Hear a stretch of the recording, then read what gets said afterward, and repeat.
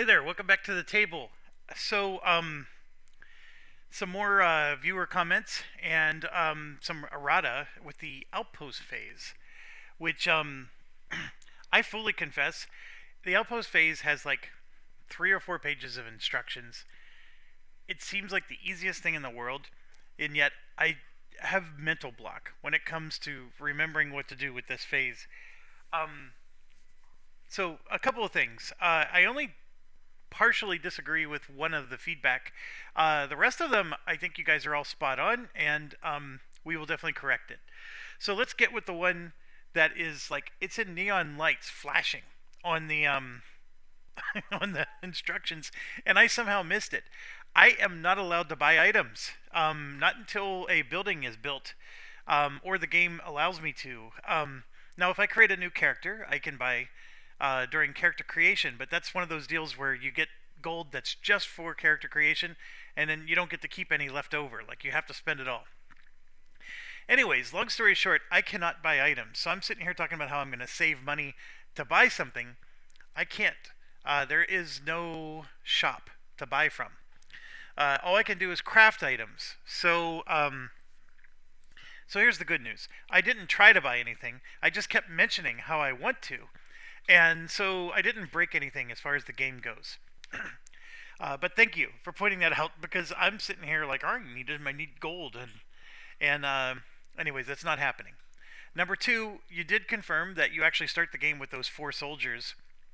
But the next feedback was that the sun icon,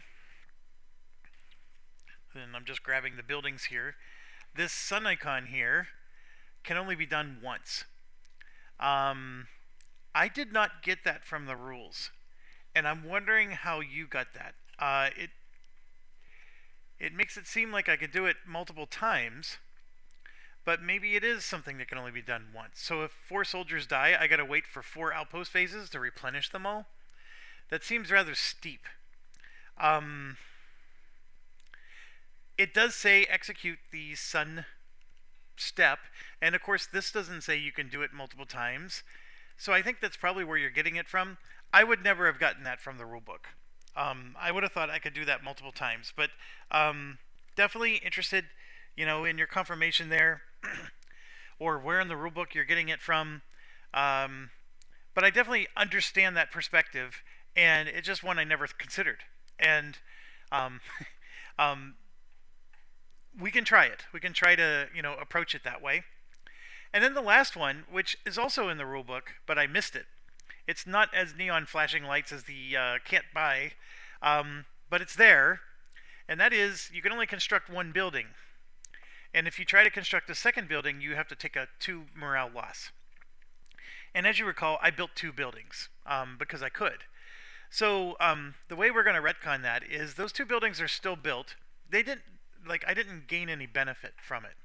I have one prosperity. And again, that 1 prosperity didn't change anything. So what we're going to do is when we get to the next outpost phase, that'll just be the thing we build. So the metal mining area is not yet built as far as official game purposes is concerned. And it'll be the next thing we build when we get to the next phase.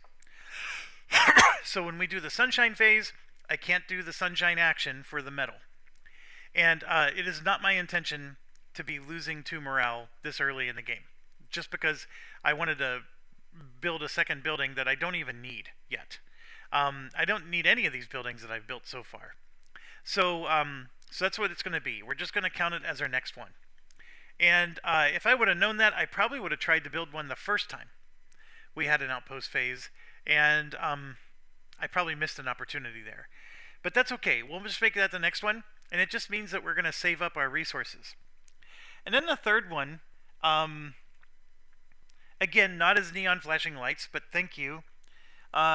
When you're buying potions, the potions have to come from the city supply, I guess. So you're technically giving your stuff to the city, and then but when you buy potions, the character who had the resources is not necessarily the one who has to take the potion. You can give it to anybody.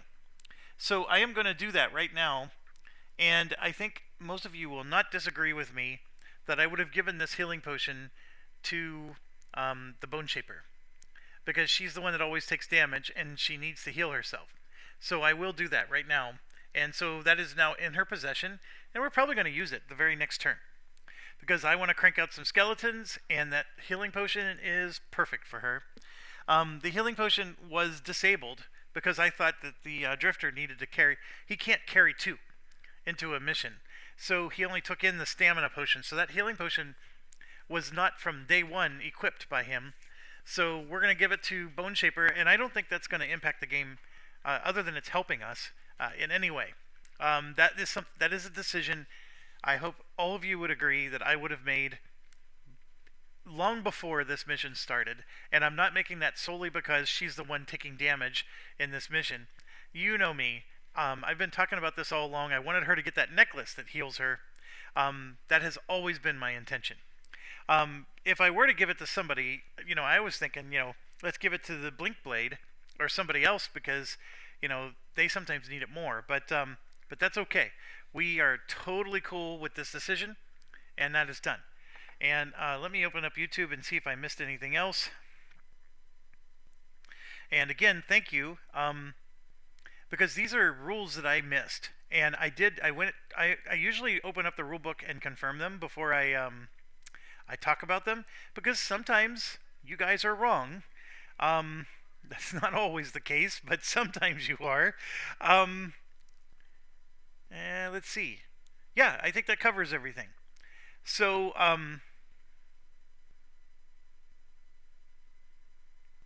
right. I think we can go. And yes, so JB has a comment here telling me to buy an erasable pen since I don't own pencils. I mean, I guess the whole concept is I got to go buy something. I get my pens. I have like a lifetime supply of pens from my office. Yes, I'm one of those people who brings office supplies home because I work from home.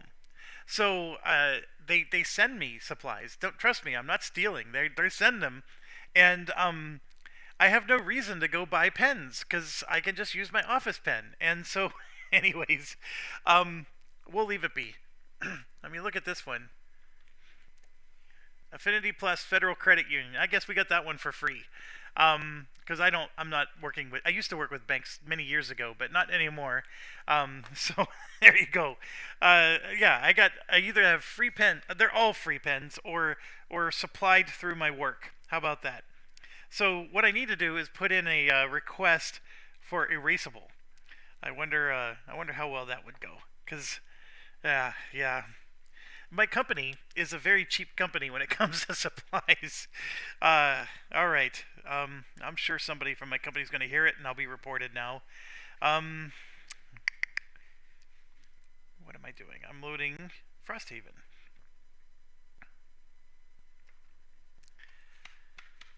Somebody asked on the forum whether the Frosthaven app can be used by multiple players or whether it's a centralized app that can be passed around. There is a session where you can enter a code, and then multiple people can use Frosthaven app. And I've never used it, of course, so I don't, know what to say. But that is an option. And so we're going to resume, and there we are. All right, so we're going to punch in our numbers, and off we go. The Living Bones is dead. And then the imp and the frozen corpse are still rocking and rolling. I actually think we're making good use of killing these guys. I probably need my banner spear to. I got to get closer to that door because I have to kill somebody and open a door, and I'd like to get that out of the way right away too. But yeah, let's go ahead and figure out what we're gonna do here. So. The Bone Shaper is at 2 health. So yeah, I do want to get a healing potion going. And in fact, I'm actually going to give myself a healing potion and summon another skeleton. And that's right, I had to burn a card because I'm sitting here wondering, like, why do I have an odd number of cards? It's because I had to burn one. The other thing I could do is Maybe instead of summoning another skeleton, I should actually heal myself. But there's only one skeleton on the board. That would heal me 2 health, which isn't the worst idea. Alright,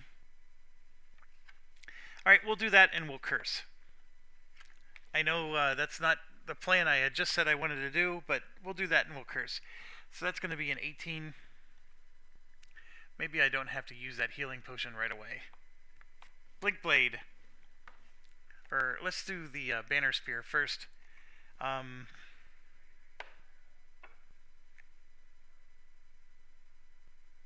Oh, I must have done it. See, this is how bad I am. I don't even remember what I did.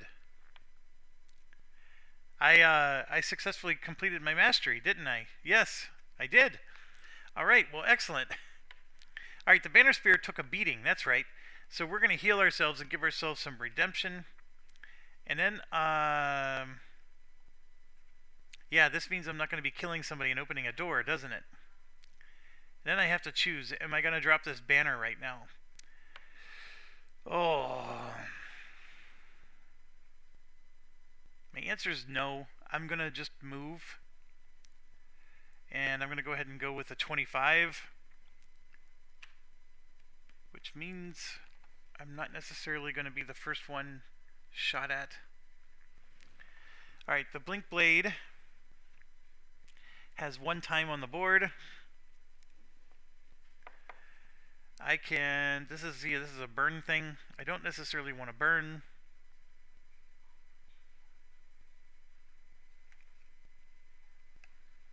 That heals everybody, but I don't want to burn.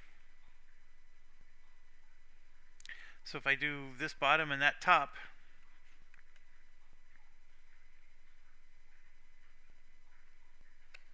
I can do a 4 damage attack on somebody and move 4 spaces.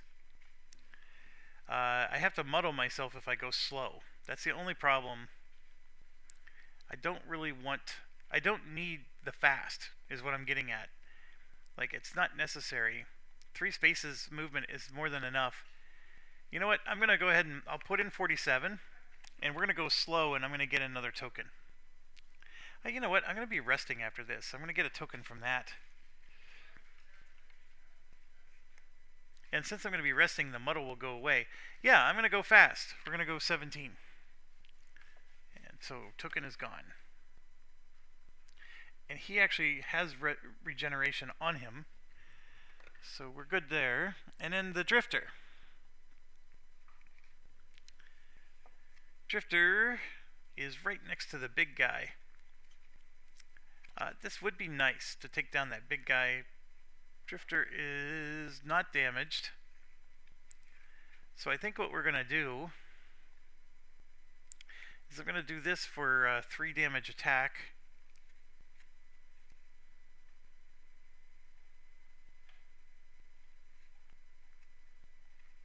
We'll do these two. And so I'm going to move at 66. The thing with the Drifter, he moves he has a lot of high numbered cards. He doesn't move very fast. Alright, so that is done. Excuse me. Got the app over here. And we drew our cards, so we're going to, at least 2 of our characters are going to get to go, but then the Frozen Corpse is going to go, and he's going to put Brittle on us, and then the Frozen Imp is just going to do a regular attack, no Brittle or anything. So let's rock and roll. Blink Blade is first. So we decided to go fast, which means we're going to move at 4, and all allies add +1 to their move abilities that move from a hex adjacent to you to a hex that's not adjacent to you. So if I move 4, I'm going to go 1, 2, 3, and there I would be next to the Banner Spear. That would give me +1 movement. And I'm going to go ahead and stop there, and then I'm going to go ahead and do a 4 damage attack. If I don't have poison, I can gain it to add 1 extra target. I don't need an extra target, so I'm just going to let it go. And then I don't have to worry about being muddled either. So we're going to do a 4 damage attack against that elite Frost Imp, and I just drew a doubler. Well, that ends that. I'm pretty darn sure that Frost Imp is not going to survive that. It is... It does have 4 health, but not anymore. Okay, so Frost Imp is dead. And another loot token dropped. So I got the issue of picking up loot tokens back here. And I'm just shuffling his deck because he needs to reshuffle at the end of his turn. Alright, then next up is Bone Shaper. And this is the part that I wasn't expecting. The skeleton has nobody to attack. So he will move 1, 2. Even though that's moving away, it's still closer. This is 1, 2, 3. Yeah, it is. It's still closer than where he was. But that's all the closer he gets. And then, yeah, we're going to... I can do a curse, which will curse this guy. And it doesn't do any damage. It just puts a curse on him. And then I'm going to heal 2 health. Not the most exciting turn, but considering she's down to 2 health total, that puts her up to 4. And putting another curse into the monster deck, that puts 2 total curses there now. That's worth it. So now the frozen corpse is going to go. And let me show you what he's doing. He's going to move 2. He's going to put brittle and immobilize somebody 1 space away. Well, that person's going to be the Banner Spear, because the Banner Spear is next to go. So it looks like I may not get to move this turn, because he's going to be putting brittle and immobilize on the Banner Spear. And I don't have anything to mitigate this, so it is a, since he's elite, you know what, it's not even an attack. He's just putting conditions on us. So Banner Spear, I'm not going to bother putting the conditions on, but we know he can't move, and that's who goes next. Oh, I got to put the brittle on him, because that stays on until he gets healed. Well, that's happening right now. So brittle's gone, and we're going to heal ourselves too and put that on, and I can't move anymore. So then it's a question of, should I just put the banner down then? Because that helps everybody. The problem is if I put the banner down, where am I going to put it? I'm going to put it right next to the Frost Imp, and then the Frost Imp is going to attack that banner. But the banner does have 4 health. You know what? I'm going to do it. I'm going to get the 2 experience points, and we're going to put down the banner. So the banner goes right here. So that means everybody gets +1 health. It's like a regen at the start of their turn if they're within 3 spaces. And I'm going to heal myself too and give myself regen. Now I could have healed anybody. It didn't have to be myself. The problem is I'm down to 4 health, so that's a good move. Otherwise, yeah, I would have done that for the Bone Shaper, which would have helped until she decided to summon another skeleton, of course.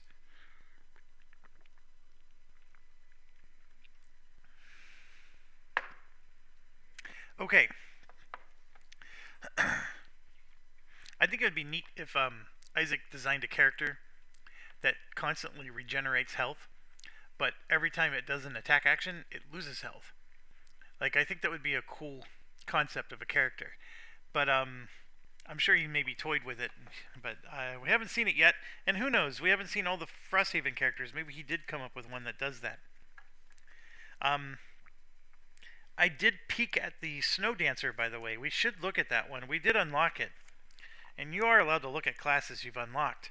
The Snow Dancer is not as cool as I was hoping it would be. I can't remember what the gimmick is with it, but it's an annoying one. So I'm not super thrilled about the Snow Dancer, but I think it could work. Like, I think you could make it do some cool stuff. I'm trying to remember. I know I looked at it just yesterday, but maybe we'll do it formally here. Okay, so Banner Spear's done. Then the Snow Imp goes. So there's only 1 left. And he's going to do a 1 damage attack 3 spaces away. So the Snow Imp would move 1 space towards the door, which is excellent for me. And it's going to attack the banner, which has 3 health. And it's going to attack it with a 1 damage attack. and it's going to do no damage to the banner.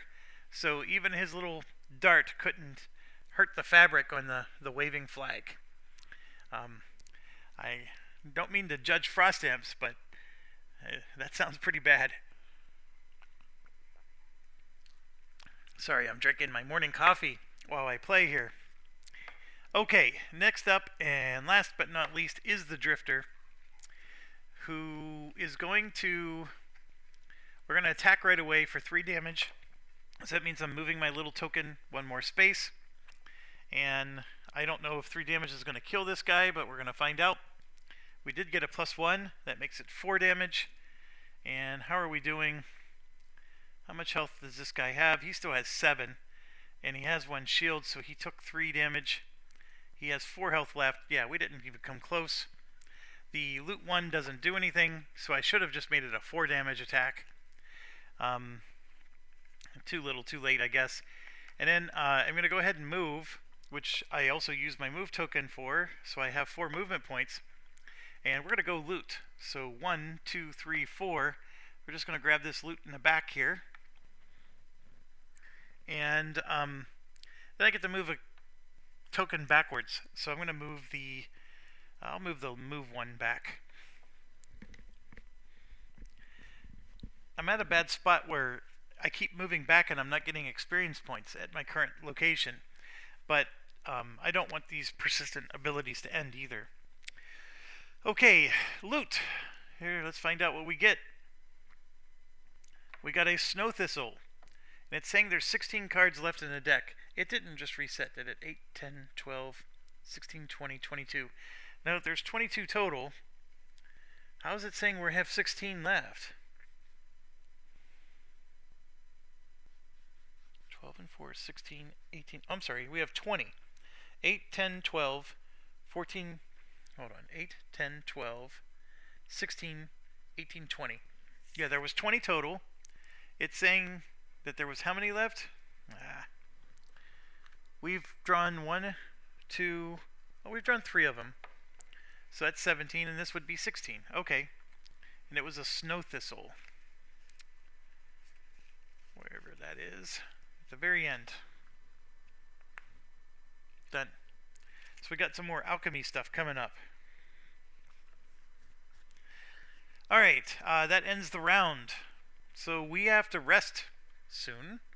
In fact, the Bone Shaper has to rest now. So we're going to put her on 99. The Banner Spear has to rest.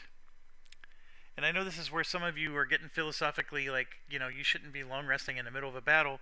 I am long resting in the middle of a battle. I need to get my items back, and I would like to heal, and I know I'm going to possibly take damage, but that's okay. Blink Blade has to rest. Like, we're all out of cards at the same time. The only one that can go is the Drifter, and he's going to go with a 27. Alright, let's draw cards. Alright, so the Drifter does go first. So we have this situation. He does not need to heal himself. So we could choose this one, for example. We're going to move 3 and then move the token to make it 5 movement points. So we can go 1, 2, 3, 4, and just stop right behind our target. And then we can choose to either do this, but I'm just going to do the basic action and make it a 4 damage attack, which does give us an experience point. That puts us up to 3, and here's our 4 damage attack. You know what? I'm going to move 5 spaces to here, and I'm going to use my spear to reach across at him. And now we're going to do it, and come on. So we did 3 damage, which becomes 2, and this guy lives again. Alright, so now it's his turn, and you can see he's going to do a 2 damage attack. A 2 damage attack, and he will move 1 space. Well, that 2 damage attack is going to go against. Now, it's an interesting question. Is the banner considered lower initiative than the banner spear?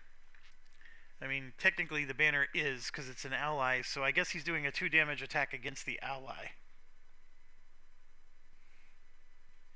And there it is. One of the curse cards came up, so he did nothing. And he's going to like it. And then the Snow Imp is just doing a basic attack right here. So it's a non-elite Snow Imp, so it's going to do a 2 damage attack also against the banner. This is the most resilient banner in all of mankind. The banner just took 2 damage. And I guess technically I should have the banner out here.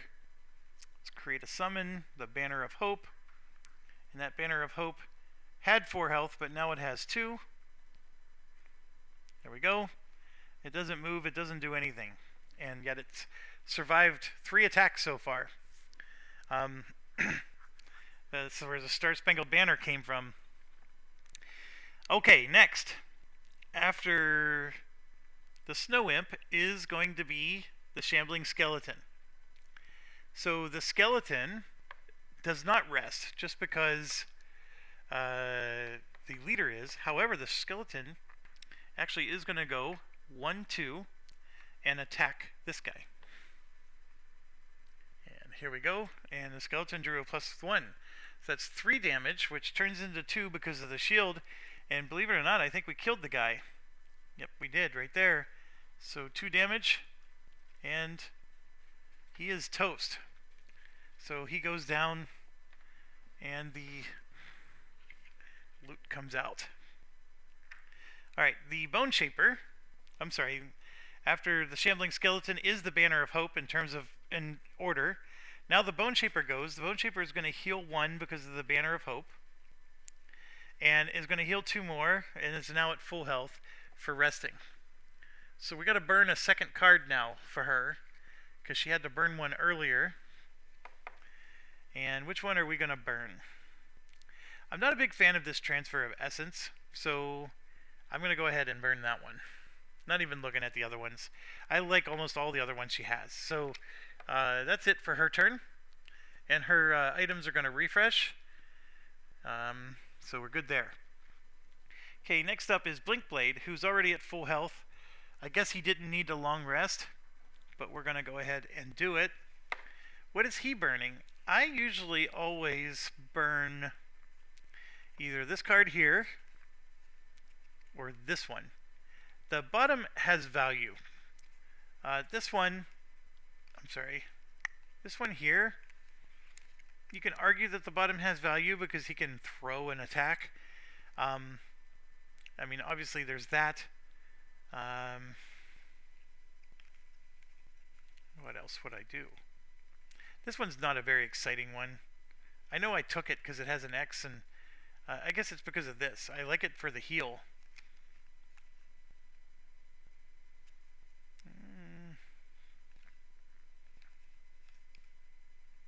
Alright, this is a tough choice.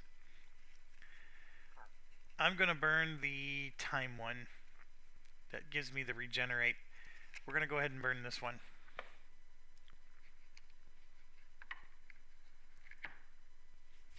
Okay, he's done. Oh, and then his items refresh. So he's got quite a few refreshing there. And then the Banner Spear is going to gain 1, 2, 3 health. So Banner Spear is up to 9 out of 10. And we got to burn one of her cards now. And her items become available. I don't know which one to burn with this one. I am tempted to burn this one, even though I specifically took it because I thought I would like it.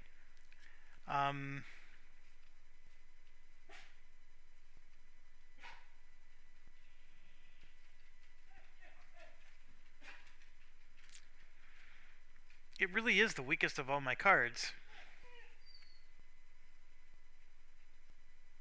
I mean, you could argue maybe this one is, but this one just helped me a big time.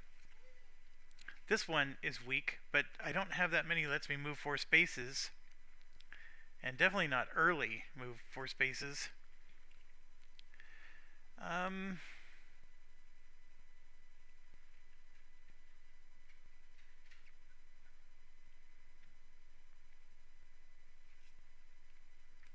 Wow, I think I am going to do it. I'm going to burn the torchbearer one.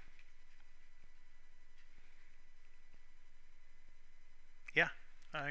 Because that one is the one, if I cast it and somebody kills it right away, then it's just going to be a waste anyways. I guess you get 2 experience points for it, but that's it. Alright, well that wasn't a very exciting round. So let's go ahead and end the round. And we're off to a new round again. There's only one enemy left on the board.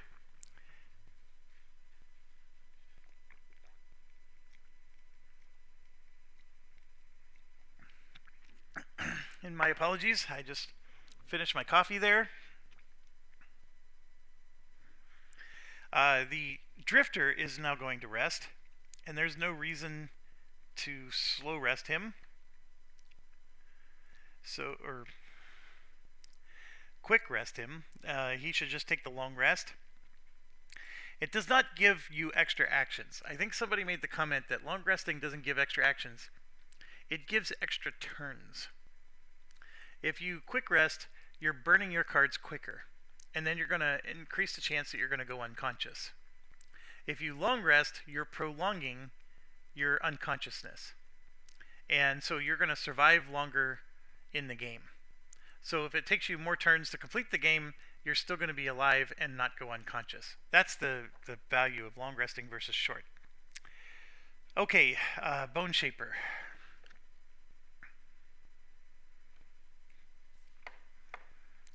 I think you already know what I'm going to do. Let's get a skeleton out. And then we're going to... I do like the idea of moving 2 and having somebody else move 2. What else do I got?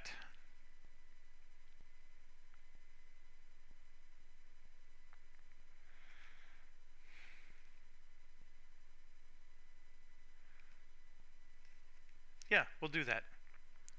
Do I need to go first? Sure, why not? We'll make it an 18.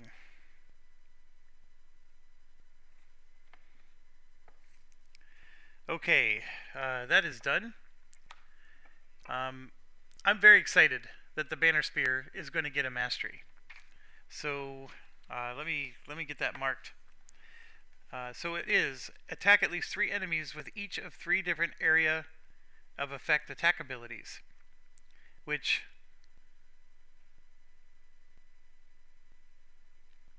hold on.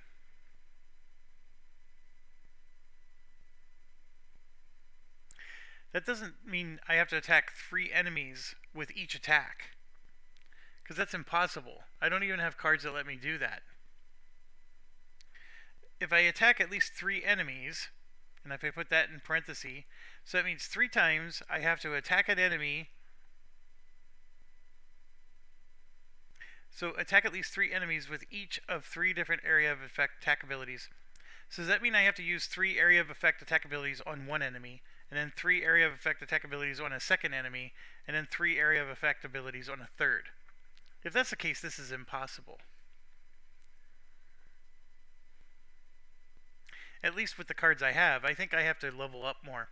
These masteries, I think you need to level up and get some of the higher level cards before you can do them. I don't think I actually did a mastery. That one is not as easy as I thought. And the Isaac Childress, I know you're never going to watch my videos, but this is the worst English in all of mankind, right here. This is like, have your family for dinner. So are you having them over so they can eat dinner with you, or are you eating them for dinner? I mean, this is exactly the scenario right there. Context, commas, parentheses, whatever. This is like, it's going to be interpreted 4 different ways. So, yes, I am upset. That is not good English. Okay, so I need to kill this imp. The imp is 2 whole hit points. So I have to get to the door.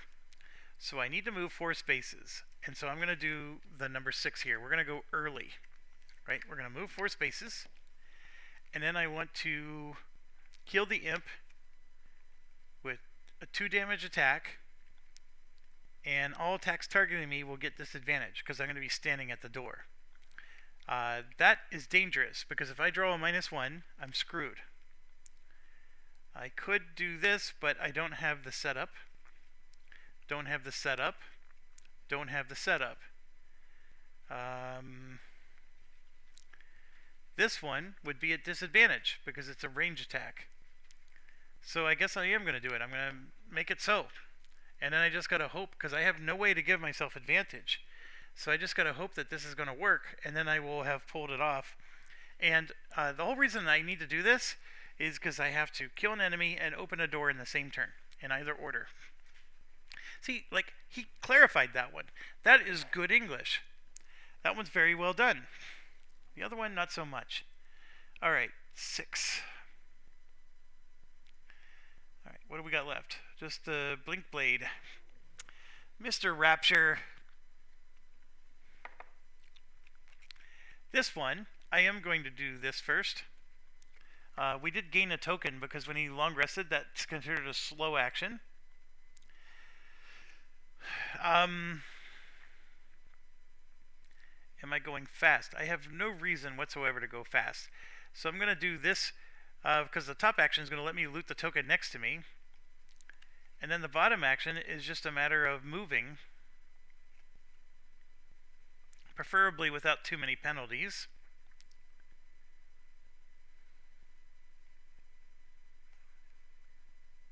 Like that one only lets me move 1 space if I go slow. That one lets me move 3 spaces. You know what? I think I'm going to go with this one. Nope, that's a burn.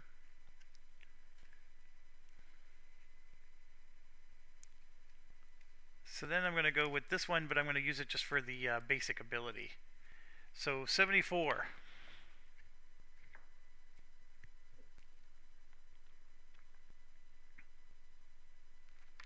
Alright, so now we draw our cards. And there you can see the Snow Imp is going to go pretty late. Banner of Hope is up first. Banner of Hope. Allies get +1 self. The Banner Spear will get to heal because of the banner that's in play and because of the regen, so in both cases. And the Banner Spear is now up to full health. And yeah, we're going to execute our plan. 1, 2, 3, 4. That's going to open the door. Then we're going to turn around and attack him for 2. Let's do the attack first, and then we'll resolve the open door. And then by attacking him, all attacks targeting me this round are going to gain disadvantage. So let's go ahead and draw the card. Yes. We did 2 damage, and that was all we needed. We just did not need a -1.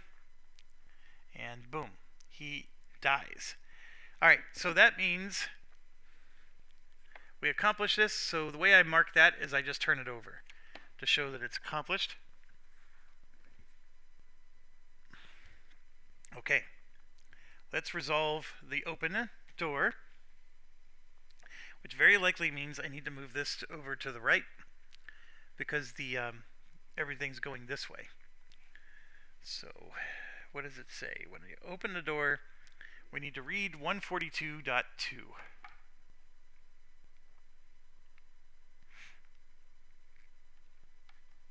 Taking a short breath to look around, you feel an odd sensation. It seems as if something is trying to draw out your anger and rage, but you quickly shake it off. It may, however, be the reason why these other creatures were drawn here. Oh, that's interesting. So there's something that's causing everybody to get angry, including these creatures. Alright, so I had to still open the scenario book, because as much as the narration is cool, I still need direction on how to set it up. So let me put this aside. And it's saying that we are now grabbing this guy, and it's going to go like this. So it'll plug in there. I'm standing at the door, and then it says we're going to get another one of these. I'll pause it. I'm going to spare you the trouble. Okay, so I just realized I have been screwing up this whole mission. I forgot there's a special rule that every time you get hit, you're supposed to get knocked back one space. I honestly don't know how that would have changed things. I mean, the only thing that would have impacted us is if I got knocked back onto these sharp things. That's the only time it would have mattered. But, like, for example, when they hit this banner spear, the banner spear, when there's a character there, can't go anywhere. But it would have gone this way if it was hit that way. Or if this guy standing here hit it, it would have gone 1, 2, and then boom, and taken 2 damage. So it is. I do think this guy did try to attack the banner spear. I don't think he hit him though. But even if you don't hit him, do you still push? I think the answer is yes. So theoretically speaking, things would have been different. I think we can guarantee that things would have been different. But what's the mantra of this playthrough? Keep moving forward. So for the rest of this mission, let's try to remember that. It's my own fault. I even read the rule before we started. It's not like I wasn't aware. It's just, you get so caught up into the game, you forget about these special rules. So I want to make sure that that's addressed. The other one is that the app, when you tell it you're on to the next mission, it creates all the monsters and tells you, what numbers to use on the monsters. It's super helpful. However, the app has a defect. Right here, it created 1 living bones, and there's a second one. So here's the living bones it created. There's another one right there, and it did not create that. So what I can do is I can just hit the plus sign, and it added number 3 here. That is not elite. I wonder if there's a way I could change that. Oh, I guess that's what the plus gold means. That adds an elite guy. So I just got to find number 3, and then we're good to go, and we can get started. It could go either way. Like the app is right and the printing is wrong, and he meant for number 3 to not be there, but that's not what I currently have, of course.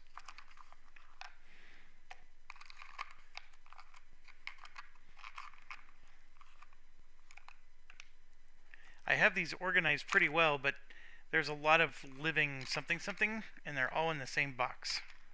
So it's taken me a while to get through it and find this exact one. It is now found. Alright, so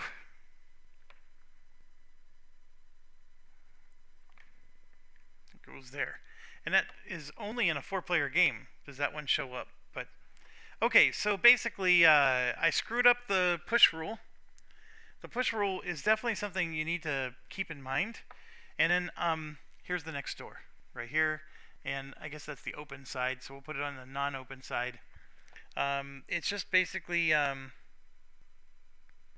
I'm sorry, there's 2 doors, and it says if either door is opened, we move on to the next phase. The other door is here. Excuse me. Okay, so turn over.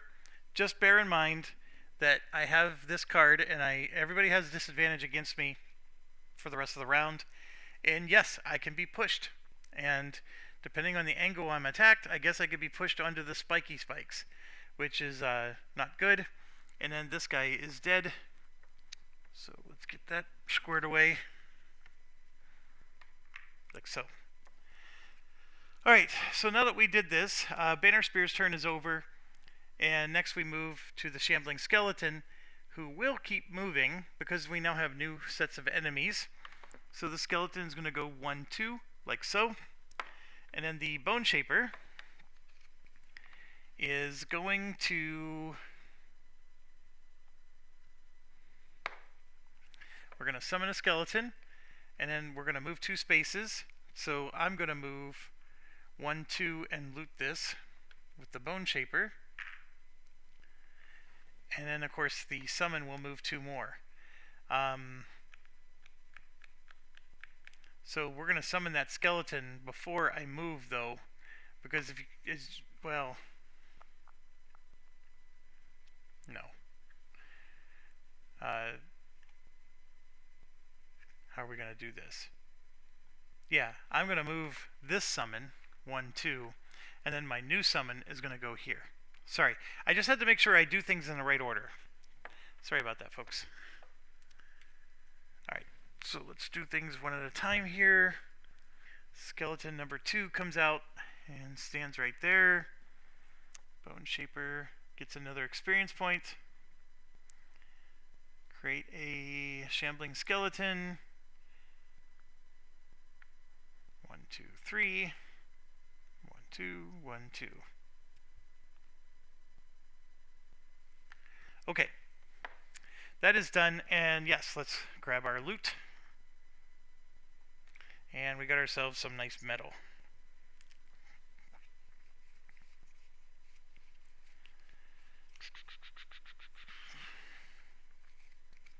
Alright, so metal for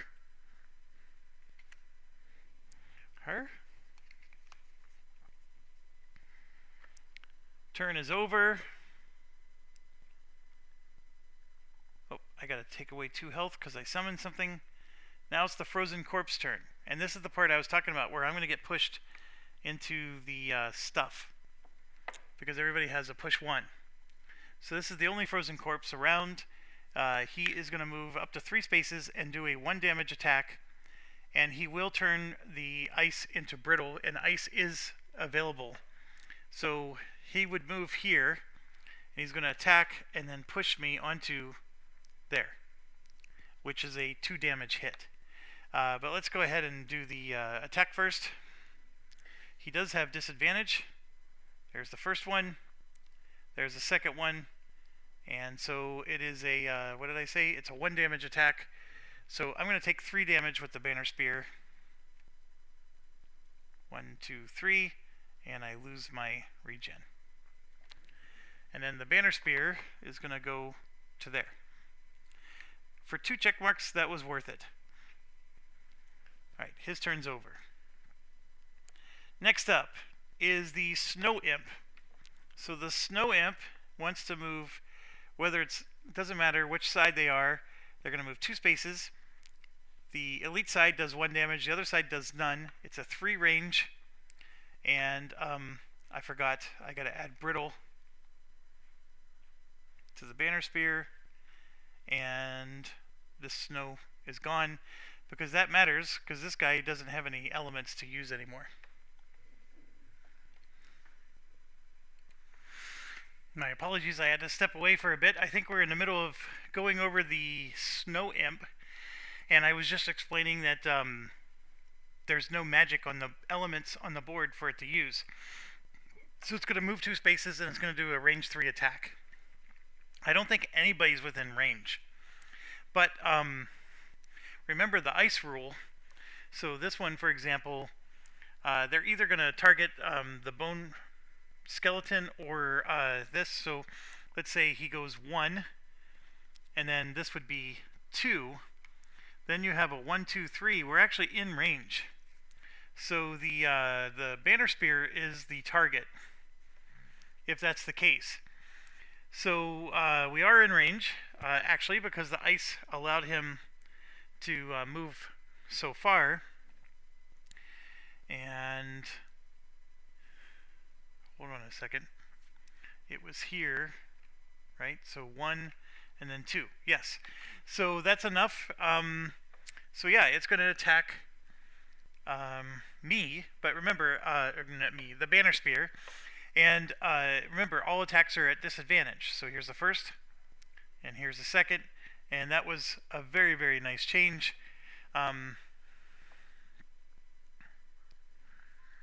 So that swung wildly. It was a 0 damage attack. So the negative assured that it was 0. But what that means, though, is I am going to get poisoned. So now the next attack is going to add +1. And remember, the Vanisphere still has the brittle. And that was not technically a source of damage. So the other thing is this guy would not have gone first. This would have gone first. And he moves 3 spaces. 1, and then 2 would have moved him to here, and then he would have bumped the wall. And then 3 to here. That's out of range. Then this one would have moved second to 1, 2, and then 3. And then the range would be 1, 2, 3. This one would have attacked first. And this is what's crazy. So look at these hexes here. See how, so it's any edge of a hex. So there's a line right here that goes straight to there. That connects these 2 hexes. So let me get this big guy out of the way. The door is here. This is person standing here. There's a wall here. But this hex sticks out. It sticks out beyond the door, and it goes past the door, and it touches. So this has line of sight on that. I know it's stupid. It's part of there's some stupidity in this game. There's no doubt about it. But that first attack would have been from that elite creature, because the elites go first. So nothing would have changed. The draws are what they are. It still would have been no damage, because that would have been a 1 attack damage, but we reduced it to 0. I'm just trying to fix things here. So this one would go 1, 2, and not be anywhere close. And so then this one does also attack. So we are going to have to resolve that attack now. So let's do that at disadvantage. There's a +1, and boom, there's a nothing burger, which is great because we have poison, and that poison plus the brittle could have possibly done a lot of damage, but that was perfect. And believe it or not, I gotta pause again. Dang it, I thought today was going to be a nice day to just game all day. Sorry, someone's at my door.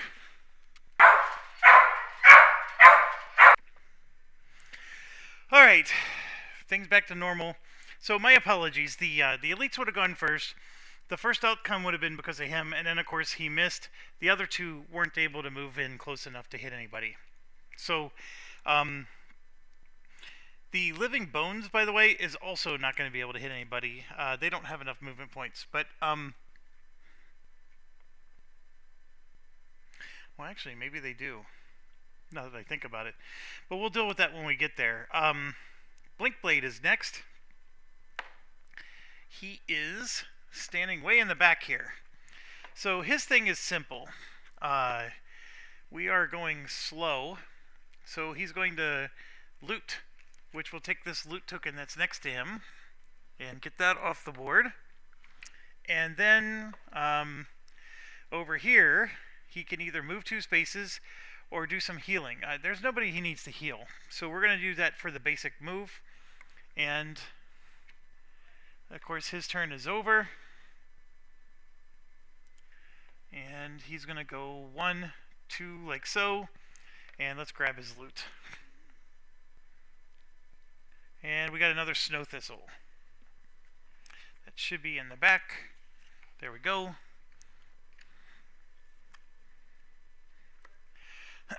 Alright, his turn's over. So yeah, now the Living Bones. This is the part I was telling you I think I actually am getting attacked. Oh, no, I thought that was movement. They're not moving. They're just attacking whoever's next to them.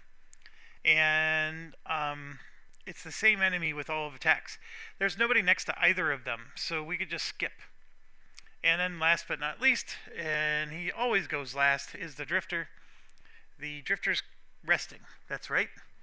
I forgot about that. So let's go through. I'll refresh his cards. And we gotta burn one of these. I am...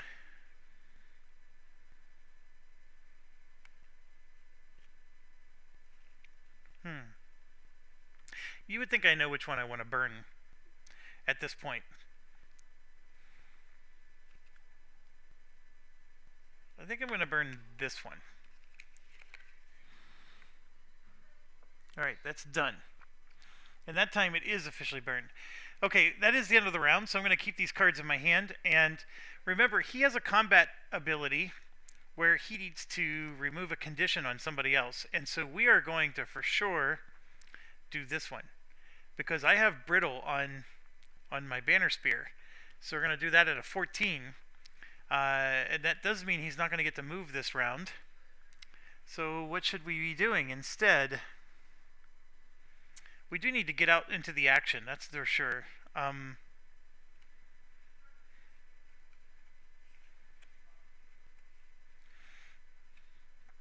Too bad there's nothing. Like, I got this one that's a range 4. So I'm going to go ahead and use both of those. And maybe we can get a poison on somebody. But I'm going to just try to accomplish his combat objective. Get that out of the way.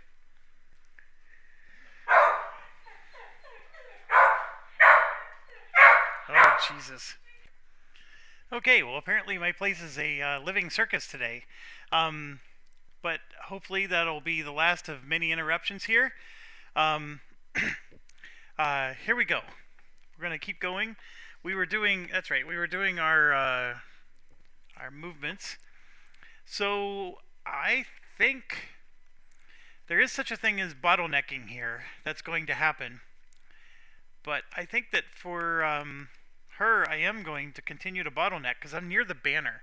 So I'm going to keep healing while I'm near it. So we're going to get another skeleton out. And then for the bottom piece, I think either granting one of them the ability to loot, not a bad idea, or giving myself the ability to move. Either way, let's give them loot. We're going to go ahead and do a 70 and 71.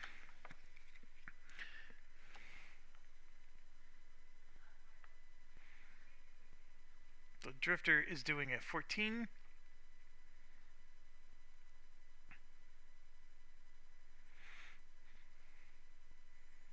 Bone Shaper a 70. And let's keep going. So now we got the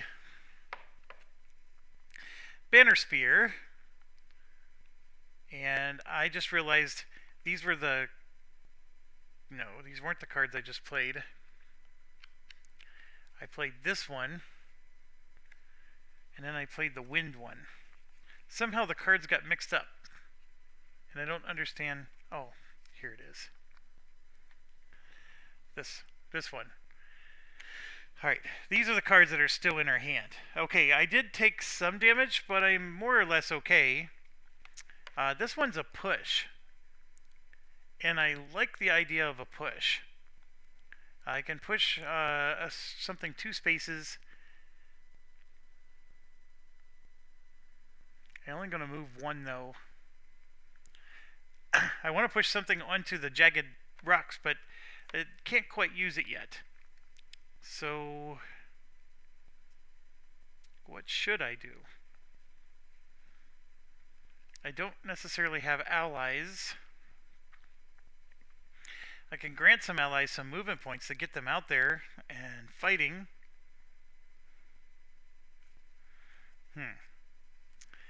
In terms of straight up attacks, I only have a javelin, and that's it.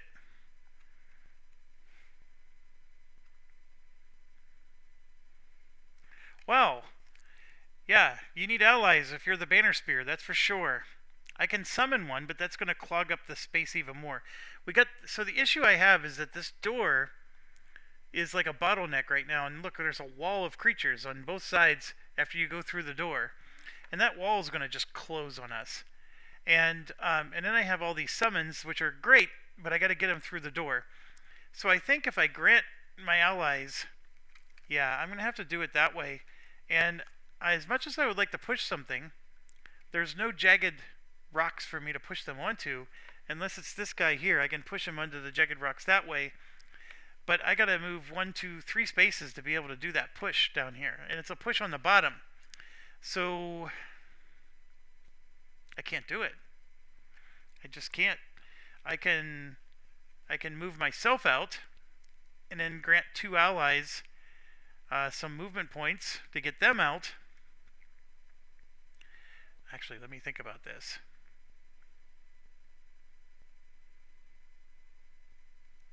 That could work.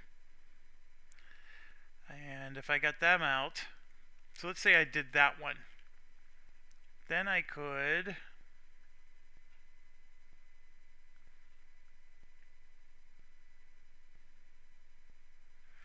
actually, this is the thing I need, is that right there. So if I had this bonus at the bottom, I could do that top. And if I move 2 allies, I can't move myself. So I need to move myself plus allies. Ay, ay, ay. So let me just play this out for you. I can move myself 2 spaces, which is either here or here. Let me lay this guy down. It's either here or here. Then I can move an ally within 2 spaces of me, 2 spaces, so I can like get him there. So then what attack can I do? I can always do a javelin, I guess. I can't do a pincer. I don't have anybody pincered. I can't do this because I'm not quite... I mean, I could actually stop here, and I actually do have a tip of the spear this way. Wow, what an interesting idea. Alright, yeah, I think that's what I'm going to do. So that's, I guess, why you play it out, right?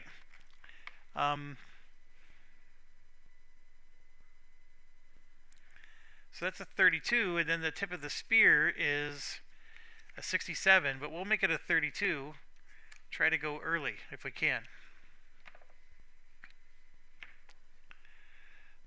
Where are you?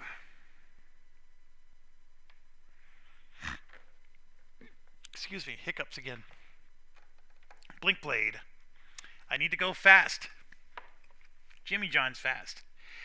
Alright, I don't necessarily need 7 movement points, but I do need to have movement points to get out of my situation. This one's not a bad one. Yeah, so I'll do that one for 4. It'll give other people +1 movement, which I think would help, potentially. And then I do think I'm going to be able to attack 2 things, so I'm going to go ahead and do that. And we're going to put him at a 19. I just got to make sure he doesn't get in somebody else's way. So we're going to punch him in at 19. And we're good to go. Alright, so now we go ahead and draw cards. And as you can see, we're going to get 1, 2, 3 people are going to get to go. And then that's going to be the enemy hour. And then the Bone Shaper goes dead last. So that means some of my skeletons are likely going to die. But let's play it out. First up, for a change, is the Drifter. He's going early. And we're going to accomplish his objective because we are going to heal the Banner Spear 3 spaces away. So the Banner Spear is going to have the poison and the brittle removed and is going to be healed for 2. And then on top of that, we just accomplished his combat objective. Remove a negative condition from yourself or an ally 2 or more times.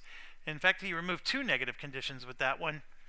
And so that is done. And I know that wasn't super like, let's get into the fray and start killing things. But getting combat objective done allows us to focus on the fray from here on out.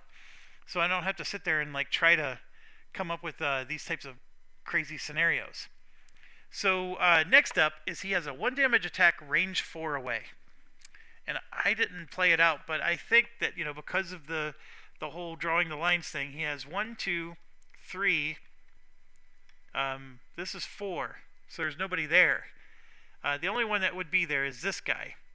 So the question is does this little tip, if I draw a line, will I hit this little tip here? And my answer is yes, I do. So it's a crazy line of sight, but he has line of sight to this big guy. So he's going to do a 1 damage attack on the big guy, and the big thing is we'll be poisoning him. And so yeah, we'll just do... The 1 damage doesn't even go through because he has a shield. But the big piece here is that he is now poisoned, and oh boy, he's got a really nasty attack coming. So not looking forward to him. Next up after the Drifter is the Blink Blade. And Blink Blade is going fast, so we're going to move one of his tokens off. So he's going to move 4 spaces.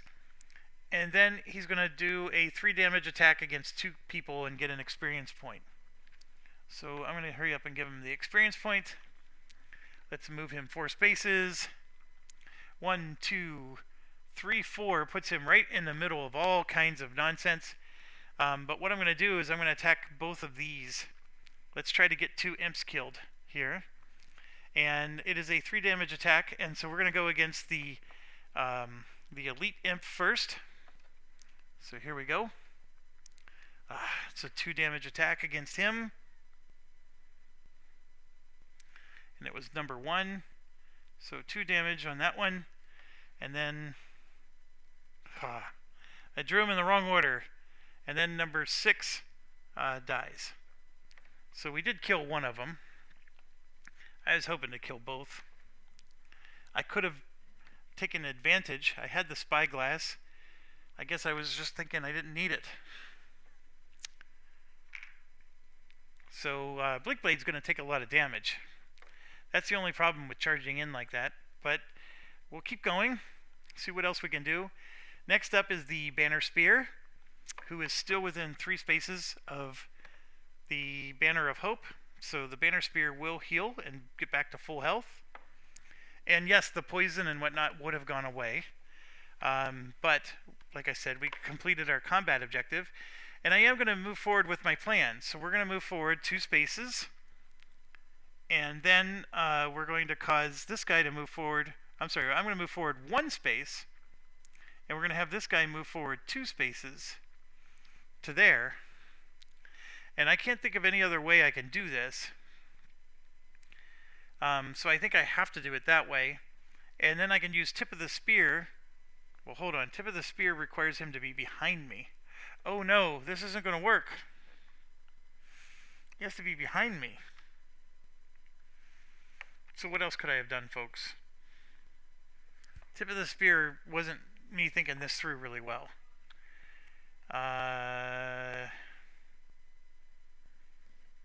There's no way to do pincer. I would have had to go with the javelin. So I'm just going to take the Tip of the Spear back. And look, you can say that that's cheating, but like it's just a matter of thinking it through. The plan was to do that, and I wasn't paying attention. I'm in the wrong order. I need to be in front of the skeleton. Oh, you know what? I still can do it. I can move 2 spaces to here and then put the skeleton behind me because I control his movement. There we go. Yeah, Tip of the Spear can still happen. I'm just being a goober.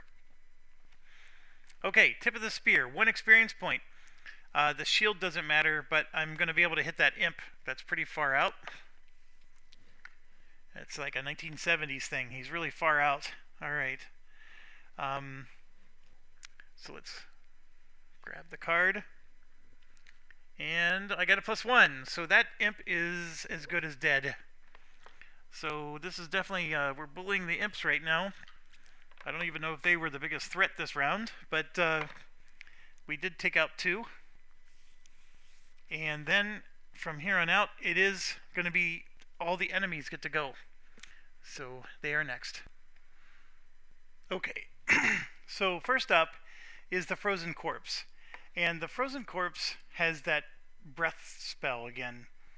So here you could see he's going to do, he'll attack 2 and then 3.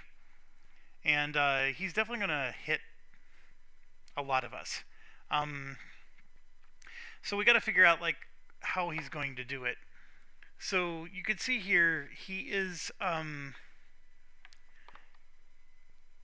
this would be the 2 and then this would be the 3. So he would hit the skeleton and the Banner Spear. Now it's only a 1 damage attack. He is going to put frost on the board. So it's not the worst thing in the world, but yeah, we'll start with the skeleton. There we go. No damage to the skeleton. And then the Banner Spear. No damage to the Banner Spear. So all he did was effectively just put frost on the board. Next up is the Snow Imp. There are 2 left, and they're going to heal. And I don't think anybody is wounded, although the Frozen Corpse will have his poison removed. And then the Frost Imps, one of them will get healed back up to 4. Now you might be wondering, why am I just jumping straight to the healing? They're not going to move. They would move as if they were doing melee, and they're both next to Blinkblade. So Blinkblade charging in like he did actually helped, and I probably should have paid attention because the living bones is actually the most threatening one here, and he's only going to do a 1 or a 2 damage attack. He moves 3 spaces or 4. And so we're going to start with the elite one, which is already here, and yeah, he's going to attack the Blink Blade for 2 damage. The Blink Blade does have a shield, so let's go ahead and he just made it 4 damage, which that hurts. So we're going to go ahead and use the shield to reduce it to 3. And yeah, the Blink Blade's going to lose his little regen thing, and 1, 2, 3 damage to him. And then the other one is moving 3 spaces. This is 1, and then 2, and is going to attack the Banner Spear for 1 damage. And yes, 1 damage goes through. So the Banner Spear is going to take 1, and is down to 9. And that ends his turn. So next, the skeletons who survived get to go. Now, what's interesting is this particular skeleton isn't going to move because he's already in his melee range, so he's going to stand there and block the door. The other one will move to here, and yeah, so he's going to attack number 4. And number 4 has Retaliate, so we got to be mindful of that. He's only did 1 damage to him, and then he's going to take 1 damage back. So this one is going to take 1 damage back. If I could ever get it to register. There we go. And then the frozen corpse will take 1 damage from the skeleton. Alright, so then we move to the actual cards of the Bone Shaper. And yeah, we're going to get another skeleton out, and then we're going to grant a summon a loot. And so a couple of things happen from this. First of all, the Bone Shaper heals 1 and then loses 2 health, so he actually goes down 1. So she's at 3 health total.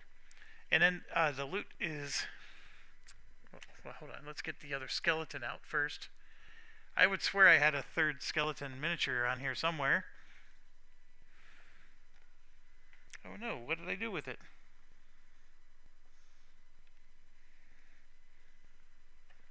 Oh, there it is. He was hiding from me. He didn't want to go out into duty. Alright, so we're going to summon him in front of us there, and we're going to take this loot token.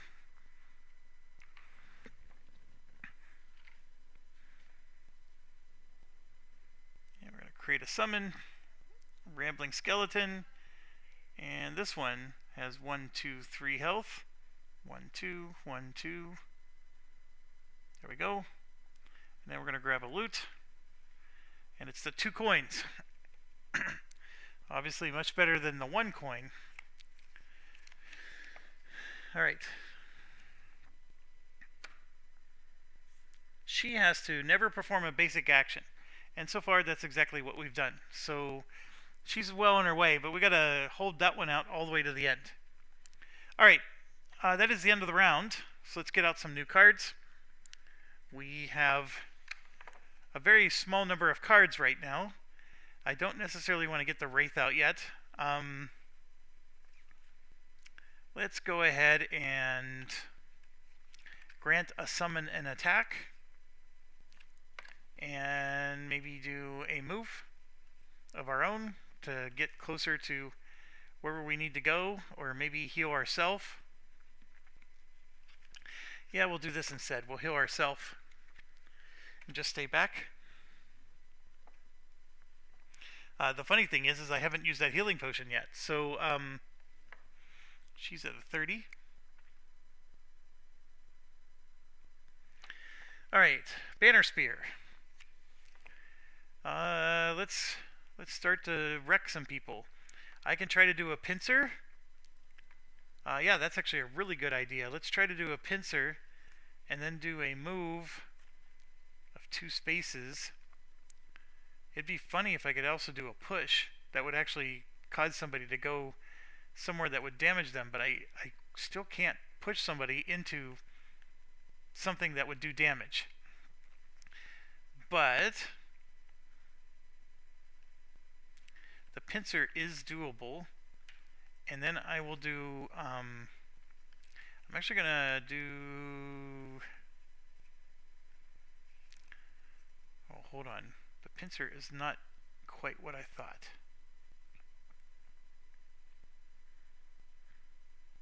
I still can do it.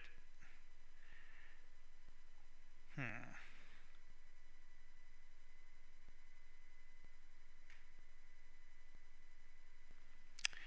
Yeah, I don't. The issue I have is the pincer problem. Is I need the skeleton. The only thing I can pincer right now is I can. If I were able to stand here, I can pincer this one. If I was able to stand here, I can pincer this one, and I can't because the ice would push me through. I can go all the way to here, which would require a lot of movement, and again, the ice would push me through.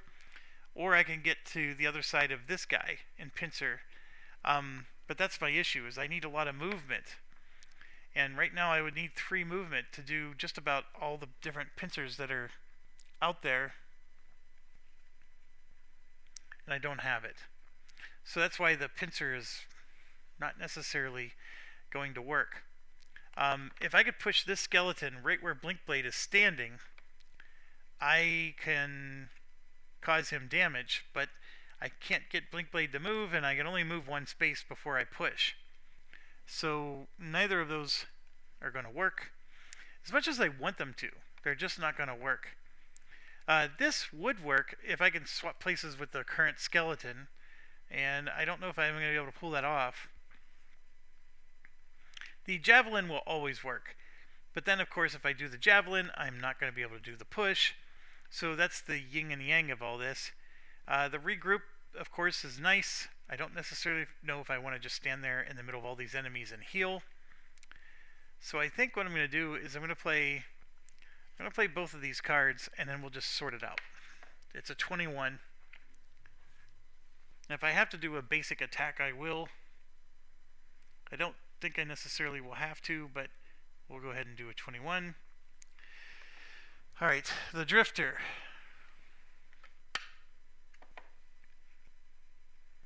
He needs to get into the action.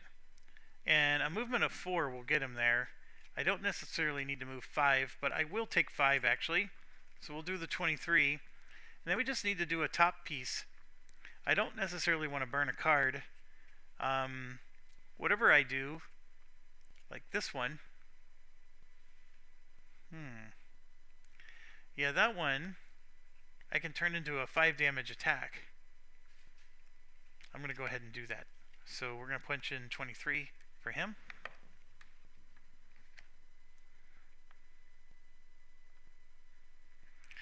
And Mr. Rapture.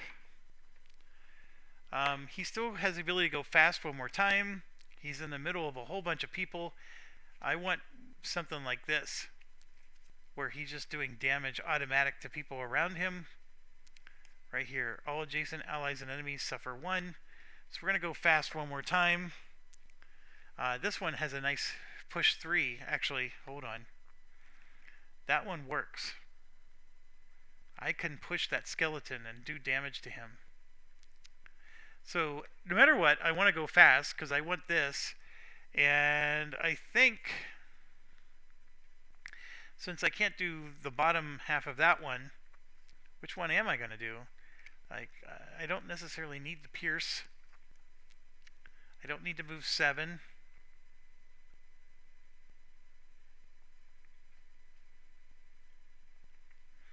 You know what? I think I'm just going to do hit and run. So for the basic, and we'll do a 36. A lot of this is going to depend on what the enemies draw, because we have a lot of options here. And it looks like we are going to get to go quite a bit, but then the enemies are going to go, and so you can see like this one here is going to put brittle on and use that. This one is still not going to be able to consume any elements because the snow will be gone, but this one's going to curse, so these imps are going to curse us. And then the living bones is going to be the high damage attack. So let's and they're going dead last, so we can kill as many of these as we can. That would be helpful. So the big frozen corpse still has 9 health. That's the problem with him. The snow imps have 4, 4, and 2. Actually, I killed one, and I guess I forgot to take it off the board. So number 7 is gone. So 4 and 4 for them. And then the Living Bones, of course, is at 5 and 6 for health. So let's start at the top. The Banner of Hope triggers. Then the Banner Spear. Banner Spear is no longer near the Banner of Hope, so she doesn't heal. And we got this. So basically, I have this Javelin that will launch for 3 damage and put wind on the board. Putting the wind on the board is actually going to hurt us because the imps get to use that. I also have this push, which again doesn't necessarily help. And then of course this is just basic actions or basic whatever. Alright, so if I do a range 3 attack, who am I going to hit? The Living Bones are the biggest problem. The imps are going to curse us, which is not nice.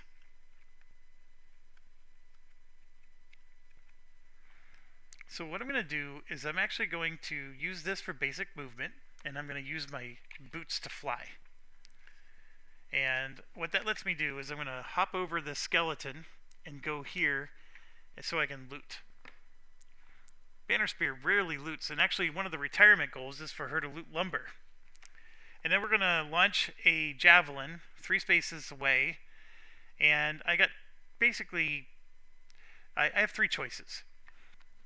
I am going to put wind on the board, which is going to hurt us, but that's just how it goes. Alright, the first choice is this skeleton, which would give me disadvantage. Second choice is this skeleton, which has a 4 damage attack coming up, but he has 6 health, and I'm only doing a 3 damage attack. And he also has shield, so I would only probably do 2 damage. Or I can go after this imp, which has 4 health, no shields, but it's only a 3 damage attack, but if I somehow draw a +1, I can kill it outright. So I'm going to actually go after the imp. So 3 damage attack against the imp. Let's go, boys. And there you go. I just drew a -2, and all my hopes and dreams were shattered. And that was imp number 3, who had a whopping 1 damage done to him. Way to go, team. And then we draw, and I guess if we get a lumber... Oh, no lumber. So, not closer to retirement yet. I don't know. I'm sure a lot of stories can be told about the woman whose only goal in life is to get wood. But yeah. Here we go. 1 coin is what you will be given instead. And you're going to like it. Alright. Next up, after the Banner Spear, the Drifter gets to go. So this one, we're going to move the token and go 5 spaces. And it says if I'm next to exactly 1 enemy, I get to move something backwards. I don't think that's going to be the case. I'm going to gain an experience point for that. And my plan was to go 1, 2, 3, 4, 5, and then get this loot. Now, that does not put me next to 1 enemy. And I guess I'm okay with that. And then we're going to go and do a 5 damage attack, which, if I kill an enemy, then I get to move the token on one of my slots backwards. So I'm going to go ahead and attack the imp. And there we go. I did a -1, but that's still enough to kill the imp. So this imp is now dead. And it drops a loot token. So I'm just going to take the one I just drew and put it out there. And I get to move one of my tokens backwards. And so you can see we're getting precariously close to running out. So I'm going to move this one backwards. And draw the loot at the end of the turn. And we got ourselves a medal. There's 11 cards left in the deck. So there we go. We've got a medal for Mr. Drifter.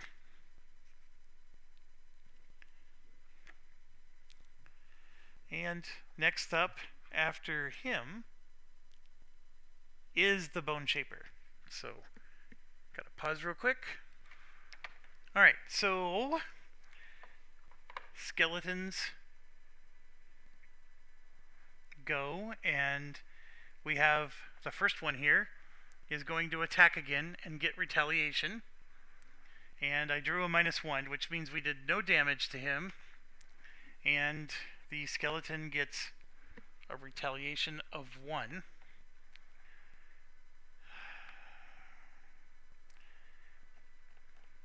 I just realized I was supposed to do something else, but that's okay. We will go ahead and finish this. I have that Horn in command. I could have forced him to move and attack something else. This skeleton will move forward 2. Now we got to figure out like who has the lower priority. The first one to go is the frozen corpse, so that is who he's going to try to attack. So I think in this case I want to use the Horn of Command because I want to quit wasting attacks against a shielded guy. I'm going to move 1, 2, so I create the pincer situation, and we're going to attack that imp right there instead, because the imp has no shields at all, and of course I drew a null. So no damage to the imp, and then this skeleton moves 1, 2, and is getting ready to get into the fray. Now we go ahead and do our cards. So I'm going to try to heal. I heal 1 from the banner, and I'm going to heal 1, and an enemy did die, so I'm going to heal 3. So the Bone Shaper is back up to full health, so that worked. And then we're going to curse that imp and attack it. Oh, hold on, that's a burn card. Dang it, I didn't realize that.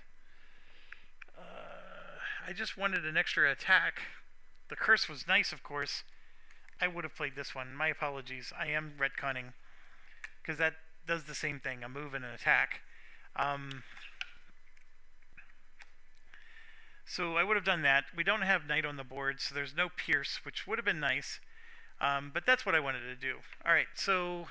And yes, the number for initiative was not based off of the card I just swapped out.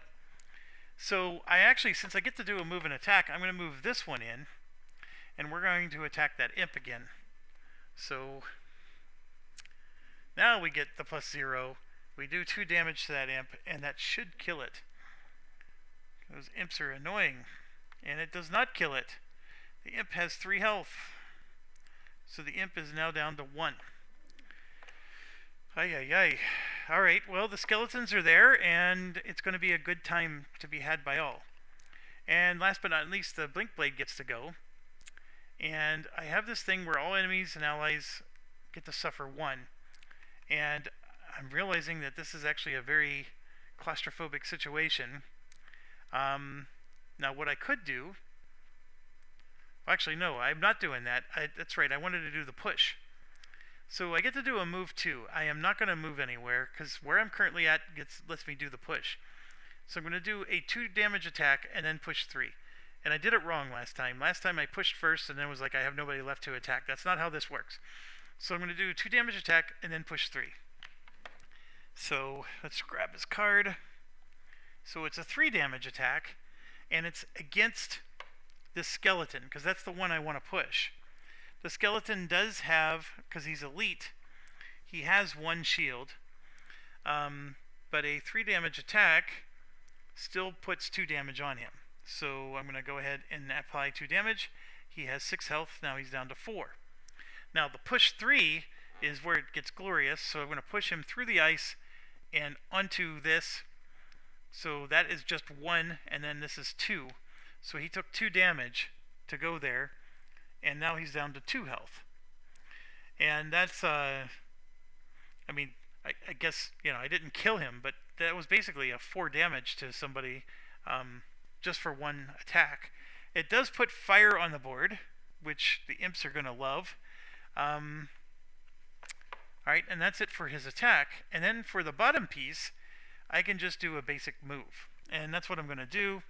And I'm going to move 1 space away and loot. I mean, you almost have to, like, just it's like a melody of mixing in looting with attacking in this game. Because the loot is where it's at in this game, that's for sure. And we got an arrow vine, so we're getting all kinds of alchemy materials here. And there's the arrow vine, adding it to his arsenal. And we are done and done.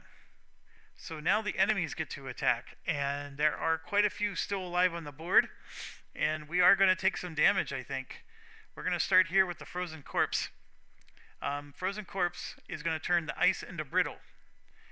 We do have ice up here, and the frozen corpse is going to do a 1 damage attack against somebody, and that somebody is going to be the drifter, because the drifter actually went before the skeletons. And if you look, he's surrounded by people. The drifter is who he will attack. The drifter does have the ability to give him disadvantage. It is a 1 damage attack, so I'm not going to worry about it. And there we go. It was a 0 damage attack, and now the drifter has brittle.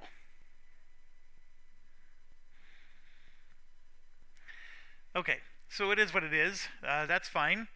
I have to confess, these enemies they're interesting, but they're not a lot of high damage enemies. So this scenario is banking off of the fact that you're going to get brittle and then take a lot of damage from that.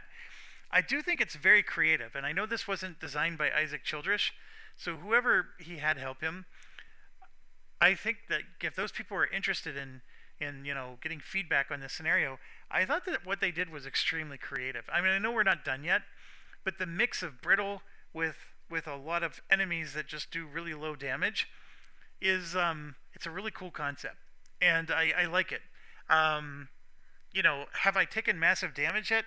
No, but I have been almost dead a couple times, especially with the Bone Shaper.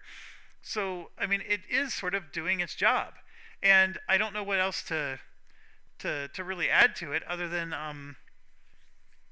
it works. It's a very weird concept, but it works. Okay. He's done. Let's move on to the imp, who I was desperately trying to kill. The imp's going to move 2 spaces. Since it's elite, it'll do 1 damage and curse somebody, range 3. So we got to look at where he's standing right now and figure out his focus. So his focus is, if he stays where he's at, he doesn't have to move at all, and he can focus on somebody who's further away than adjacent to him. This is the part where I get confused. Let's look up the focus rules again.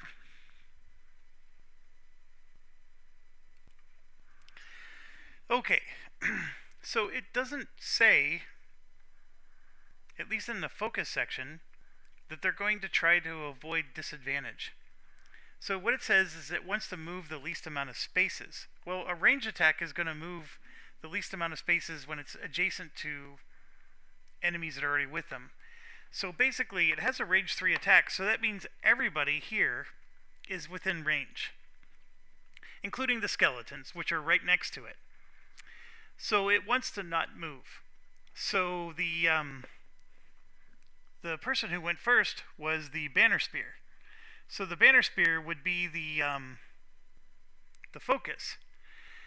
The banner spear is not next to it, so it doesn't even have disadvantage. So that's who it chooses.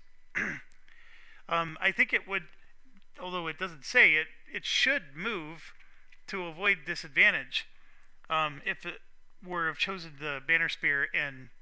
But anyways, it's not what it says. It says least amount of movement, so it does not have to move to attack the banner spear. So it will. So it's going to curse the banner spear. That's the first thing. So I need to grab a curse card and shuffle that in.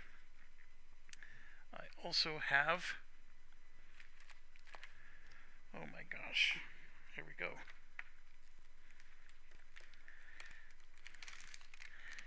I have to sleeve the card. So my apologies. I'm taking a few seconds. Alright, so that has to get shuffled into the Banner Spear's deck. And then, yeah, we got to actually resolve the damage, which, if I scroll back down, is a 1 damage attack. And here we go. So 1 damage to the Banner Spear. And now she's down to 8.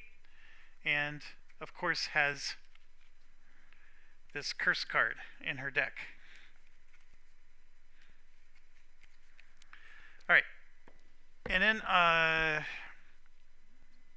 something else happens. It's going to consume... Oh, it's going to have another target. It adds another target by consuming an element. So we're going to consume the wind, and then that will add another target. So the next focus would be the drifter. So again, we're going to draw for the drifter, and that's a 2 damage attack against the drifter. 1, 2. He'll use his shield to block one of them, put him back up to 9, and yeah, I gotta get out another curse card.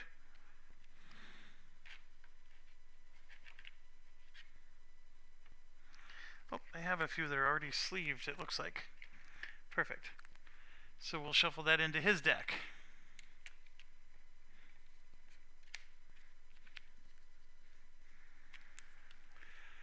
That's why I was really trying to kill them, because there was elements on the board and all that stuff, and then of course the curses always stink.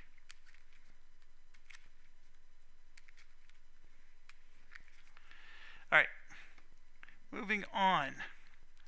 I'm realizing Blinkblade needs to shuffle his deck because he had a doubler. That rule where you don't shuffle until the end of the round, it actually throws me off, because I used to shuffle the moment you got the doubler, and then that always made me do better, because I would never have a deck that's unshuffled. Okay. That brings us to the end of their turn, and then we got these skeletons, who actually have some high hits. So the elite skeleton is going to do a 4 damage attack. The non-elite will do a 3. Now, the elite skeleton got pushed away, and it has no movement points. Here, and I'll show you while I'm shuffling this deck here. So you can see. There's no movement points. So that elite skeleton that got shoved into the corner of the map is going to just whiff at air. And we're going to laugh at him, because he has short arms. Alright? And then the other one is either going to attack the skeleton or the banner spear, and the banner spear's lower in the order, so it's going to attack her for 3. And we're going to use our leather armor to give him disadvantage. So let's go. We didn't even need it, but that's okay.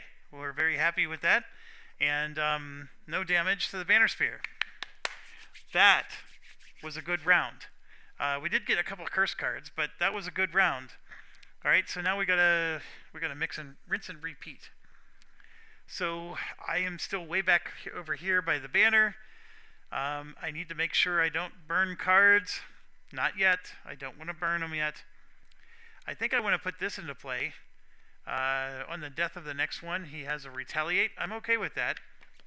And then also, I just realized something that I wasn't paying attention to, and it is earth or groundbreaking. How about this?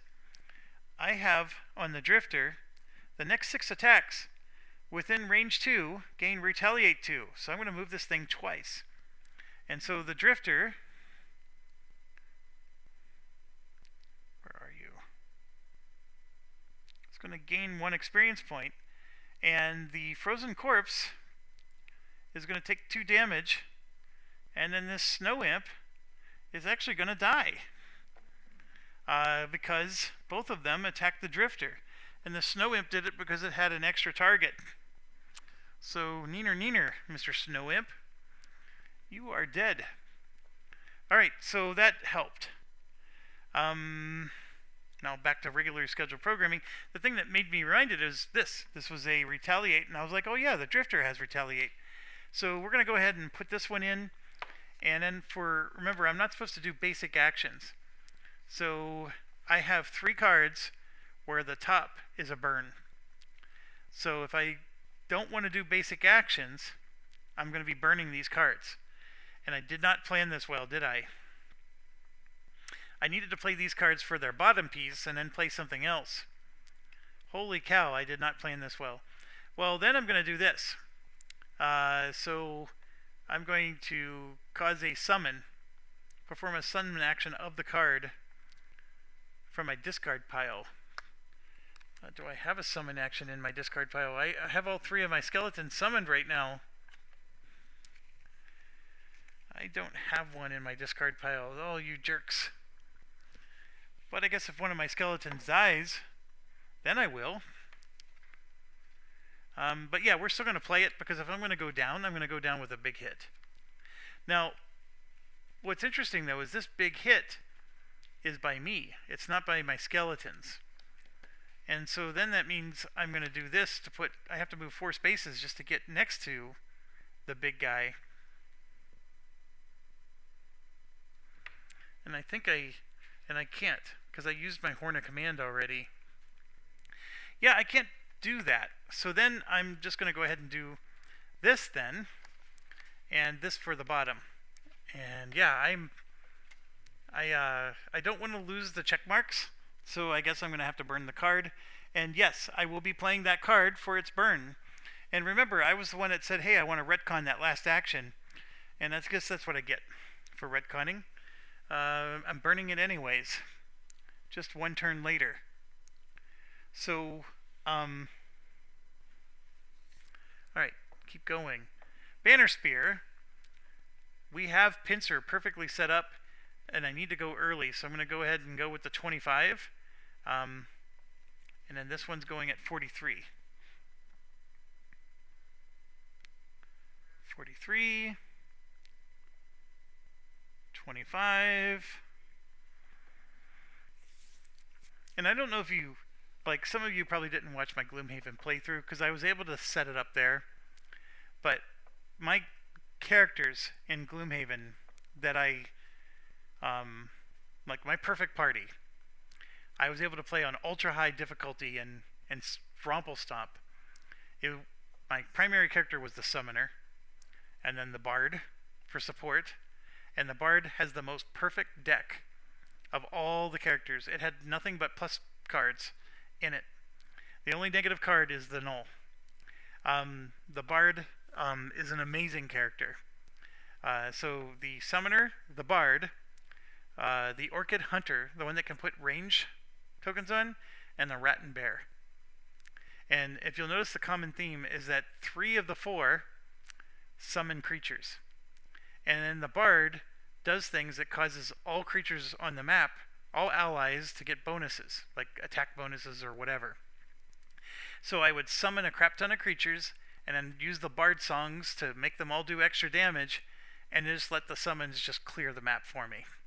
And that was what I did. And there was a few maps that were challenging, don't get me wrong, and you got bottleneck issues, and you got issues where they won't move because the room's cleared, but there's no enemies for them to focus. But it works. It really, really works. And the more Gloomhaven people I talk to, the more I realize that I'm one of the few people who ever came up with this combination. Most people don't do that. Like, they don't like summons because summons are just annoying.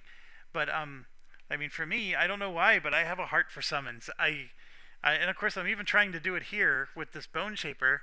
I don't have the Bard or all that other stuff in play yet. So it's a great character, but by itself, it's not, that great. So anyways, sorry for the little sidetrack there. Blink Blade has to go slow. So we can do, I don't want to burn. I can maybe do this. I move 2 spaces. And I can cause 1 adjacent enemy to suffer a damage. I like that. We'll do that. And then we will do... So this one on the top is... I lose 1 attack damage with each one, but I will gain an experience point for the move. It's not necessarily a bad thing. Or I could just do a whopping 4 damage attack and then muddle myself. I'm going to be resting next round anyways. Yeah, let's do that, because muddling doesn't hurt you if you're resting. So that's a 47. And then the Drifter only has a couple cards left. Looks like 4.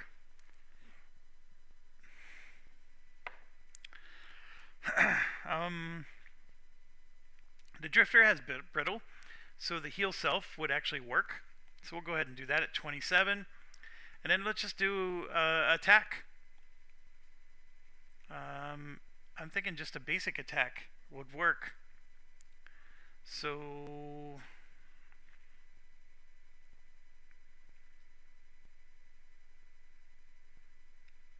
I will do this one. No. We'll go ahead and we'll do the continuous health one. So that's a 27.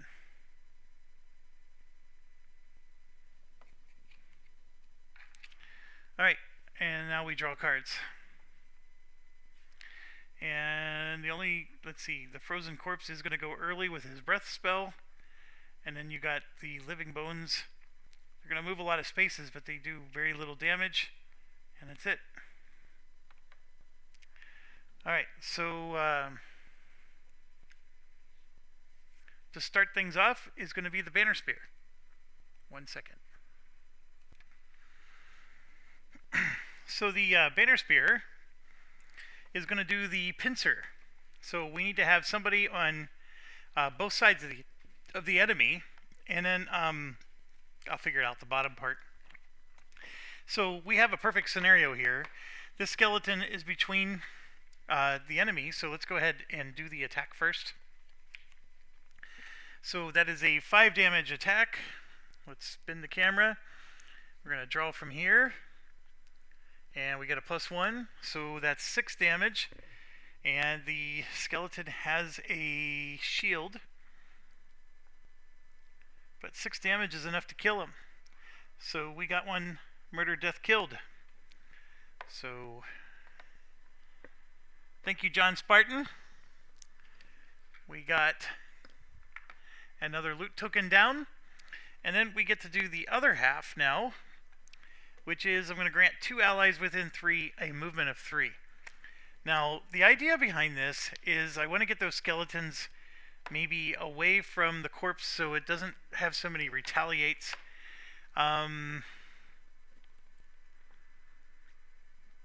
Let's think about this. How do I want to do this?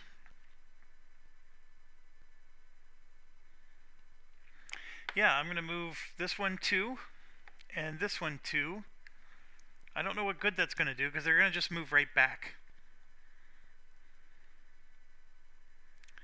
But I'm still going to do it because it at least opens up the doorway so it's not as clogged. And yeah, that's it. Turn is over for the Banner Spear. Now the Drifter goes. So the Drifter, we're going to do a melee attack of 2, and then we're going to make it 2 more for 4. And we definitely got to get that token moved backwards. And we're going to move the attack token backwards because it's near the end. And so, I'm sorry, I can't do that because I'm doing. So I either have to do the range attack and I get to move something backwards, or I'm doing a 4 damage. Oh, I'm doing the 4 damage, and then we're going to do this next. So let's draw the card. And there we go. We got 5 damage. And the 5 damage, of course, has to deal with the shield. So it becomes 1, 2, 3, 4. So he's down to 3 health. And then the Drifter is going to take 2 more damage because of the brittle. And I should have probably gotten rid of that brittle first. But that's okay. Now we're going to get to move. So I'm going to move 2 spaces and grab a loot, and then I'm going to get to heal 2, which is going to put me back up to 9. Then as far as the loot goes, it's going to be a hide.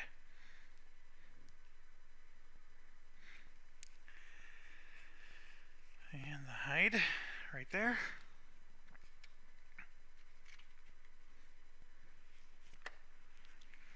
Okay, Drifter's turn is over, and it looks like the Frozen Corpse goes next. So he wants to do a breath attack, and we actually set it up for him perfectly. He's going to move one space forward, and then two, and then three. So he's going to do one damage to the Drifter and all three of these. Now the good news is the Drifter is going to gain an experience point and retaliate 2. So this one is actually going to go down to 1 health. But I'm getting a little ahead of myself. And the Drifter gains an experience point. But let's just go through. We're going to start with the skeleton, and just to help you out, we're going to go from right to left: skeleton, Drifter, skeleton, skeleton. Okay, so the first one is skeleton. Boom. No damage to the skeleton, so no harm, no foul there.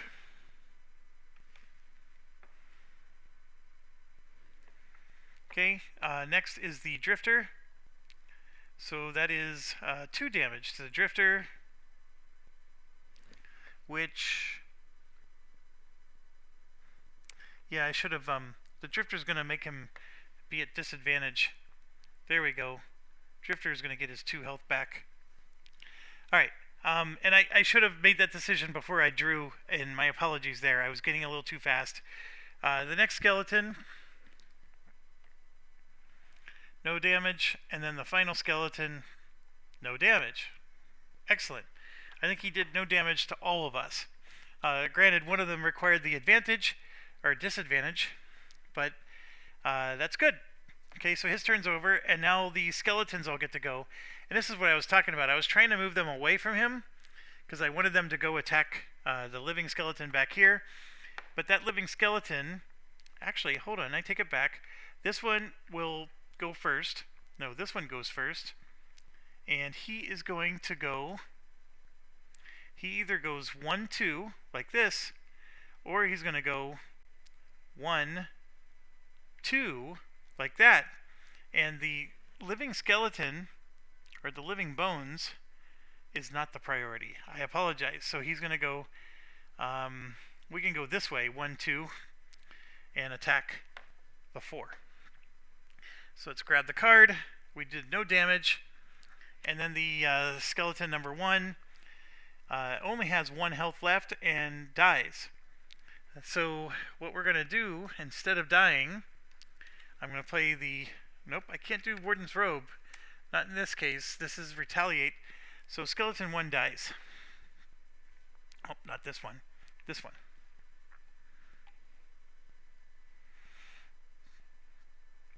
He only had 1 health. Skeleton 2 is not going to move and attack. Drew a -1, so 1 damage. And there is no retaliate in this case because he only has 1 health, so he actually dies. And then skeleton 3 is going to go across the ice for just 1 movement point and attack the living bones. And this one I could really use a doubler, and of course I don't. So it's just a 1 damage attack, and he has a shield, so no damage at all done to that living bones. Then the Bone Shaper gets to play the cards, and we were going to put... I guess I could have summoned the Wraith. I didn't think about this. Remember I was saying I had to burn a card? I could have summoned the Wraith. I could just choose to do that. I was going to do this so that way if one of my skeletons died, I would have done a Retaliate 2. And that's what I was hoping to do to kill that frozen corpse. I mean, we still got him, but I was thinking of a different plan. If the living bones kills our skeleton, I could do this and make it a Retaliate 2.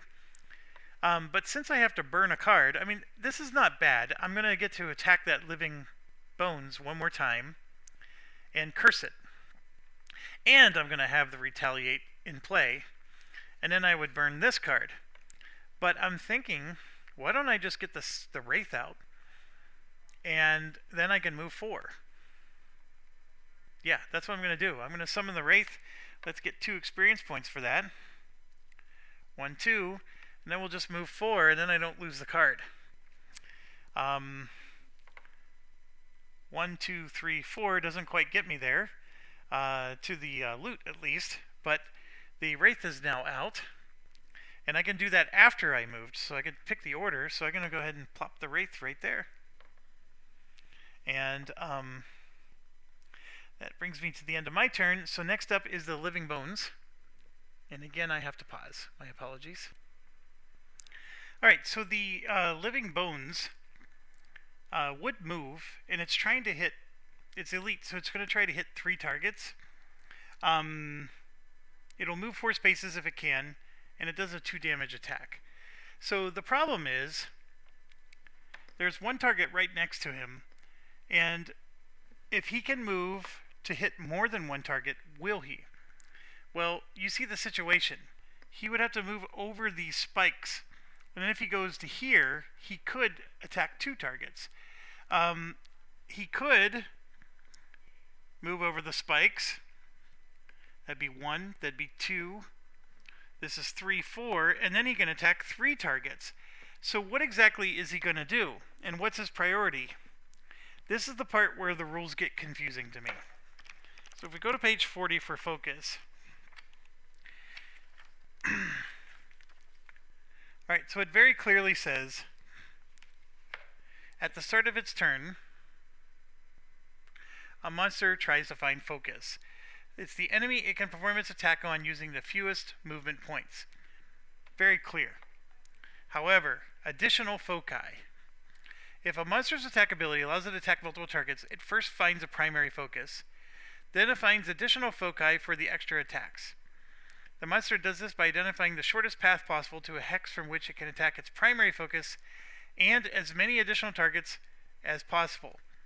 So what that means is that the primary focus is going to be the skeleton. This one right here. Let me zoom you out. Primary focus is this skeleton. And then he's going to try to hit the banner spear as well, because that allows him to continue to hit his primary focus and in addition hit another target.